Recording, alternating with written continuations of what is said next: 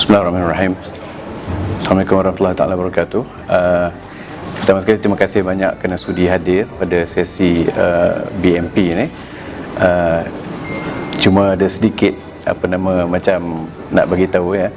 Seminar BMP ni bukan BMF. Kalau perempuan follow, tuan-tuan follow BMF, dia apa maksud dia? Buy Muslim First kan. Kami fokus pada BMP. So we are the first one yang fokus pada BMP, Buy Muslim Products. Buy Muslim Products ni actually tak ada masalah. Sebabnya Buy Muslim Products ni kalau tuan-tuan Google nak buy Chinese products, buy Swedish products, buy Latin products, semua ada.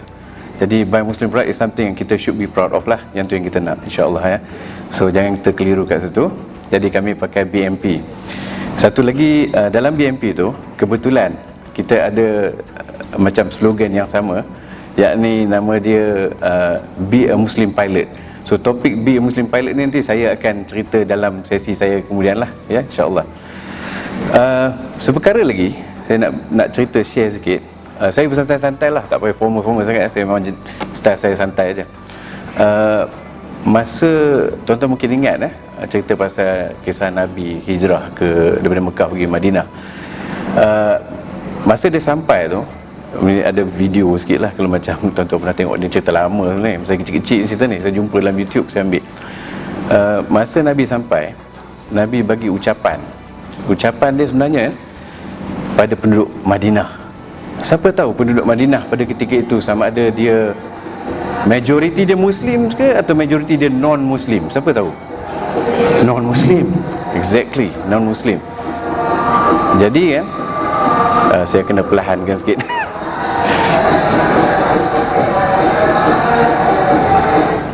Okey. Saya nak membawa perempuan mengimbau kembali. Sambil-sambil saya cerita tu boleh tengok macam mana keadaan ni. Lebih kurang macam ni lah, ni cerita lama tu kan. Bila Nabi sampai ke situ, Nabi bagi speech tu non-Muslim.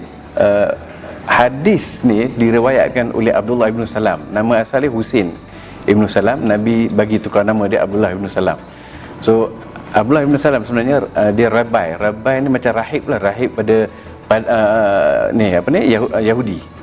Sangat-sangat knowledgeable. Memang dia nak mencari Nabi sebenarnya. Jadi the speech Nabi bagi tahu kat dia tu kan, dan pada umat Islam pada ketika tu ada 4 benda. Mungkin saya ada gambaran tu lah, tuan-tuan boleh check dalam Tirmizi tak silap. First kali dia kata berilah salam, beri salam. Kedua, beri makan. Okey, beri makan. First bagi salam, beri makan. Kemudian sambung silaturahim, nombor 3. Dan nombor 4, solat ketika semua orang tengah tidur. Tapi yang cantik Adi ni, kalau kita baca Arab, saya tak pandai sangat baca Arab ni. Dia bunyi dia am kan, wasilur arham, imu ta'am. Dia cantik, hadis sangat cantik. Tapi nak bagi tahu 4 fundamental ni yang Durian Halali Marketing dan Apalah Wealth pegang. Jadi kalau kami nak pergi mana-mana, kami akan cuba spread the salam. So spreading the salam ni is very very good. Maknanya kita nak mengajak orang ke arah hidup peaceful, sejahtera. Dan kesejahteraan ni kita kena amalkan dalam hidup kita. Saya nak mengajak, especially kalau ada anak-anak muda try to train so that generasi cucu cicit kita nanti, insya-Allah generasi cucu cicit kita nanti will bring salam to everybody. Contoh sikit je nak pendekkan ni cerita. Kalaulah kita driving, kita bawa kereta, kalau kita redas lampu merah for example, kita telah mengambil hak orang lain, and that's not salam. That's not salam. Okay, kalau kita tukar lane, kita bagi signal, that's not salam. When you bagi signal, you telah menyebarkan salam. Bagi signal, indicator. That is why when you go to European countries, I'm sure some of tuan-tuan perempuan pernah sampai sana dan pernah dengar cerita-cerita sana, dan Jepun pun, dia pun sangat menghormati undang-undang. Betul ke? Sebab tu diorang ni kita pandang tinggi. Bahkan kalau kita pergi sana, kita tak bawa macam style Malaysia. Betul ke? Kita akan bawa kereta style depa, ikut undang-undang. Lampu merah stop, kuning dah stop dah. Di Malaysia, di negara Islam tak jadi macam tu. It is our problems. So kita tak mengikut apa yang hadis Nabi mengajar. Therefore umat Islam tak dinampak sebagai pembawa kesejahteraan. Ya, umat Islam tak nampak sebagai pembawa kesejahteraan. Jadi saya nak ajak tuan-tuan fokus on that one kepada di rumah kita. Sebab first kita bagi salam, and then Nabi kata bagi makan pada orang yang miskin especially, itu termasuk yang bukan Islam. Termasuk bukan Islam. Number 3 yang tadi itu, number 3 is what? Siapa remember? Silaturahim. Silaturahim ni actually family first. So we have to train our family first to be good.